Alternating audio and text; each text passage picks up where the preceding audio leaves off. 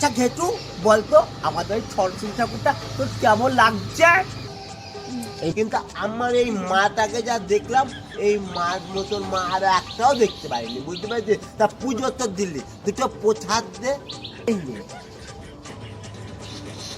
এত বড় পুজো করেছিস, এটা অনেক ভালো কথা, কিন্তু খই পাত্রটা ওই যে ভালো প্রসাদগুলো কি করেছিস রে? ভালো প্রসাদ ওই যে সন্দেশ রয়েছে, নারকেলি কুল রয়েছে, সব কিছু কোথায় রেখেছিস? যে ওগুলোতে নিজেদের জন্য রাখছিস, শুধু নিজেরা খাবি আর খই দিয়ে মানুষকে পেট ভরাবি, তাই?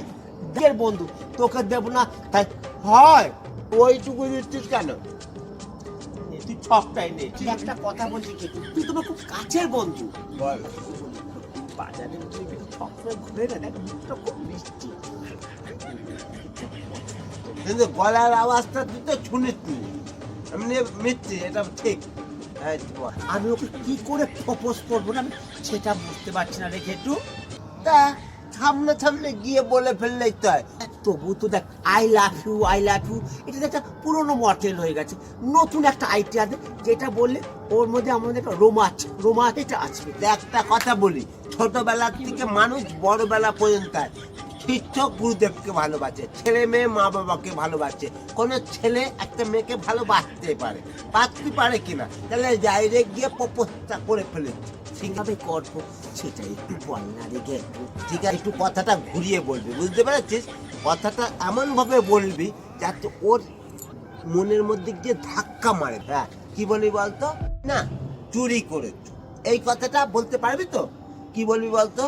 তুমি না চুরি করেছো। যখন ও বলবে কি চুরি করেছি, তখন তুই বলবি আমার বোন চুরি করেছো। এই কথাটা বলতে পারবি তো? তাহলে চল আজকে। বলছি সাহস নিয়ে যাবো।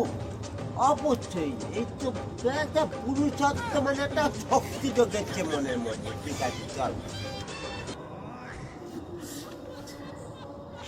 ছোট একটা কথা বলবো? ছোট একটা কথা বলি। আমি তোমাকে অনেকক্ষণ ধরে দেখছি, ভাবছি বলবো, কেউ জানে না সেটা আমি জানি। জানো গো, তুমি না আমার একটা জিনিস চুরি করেছো।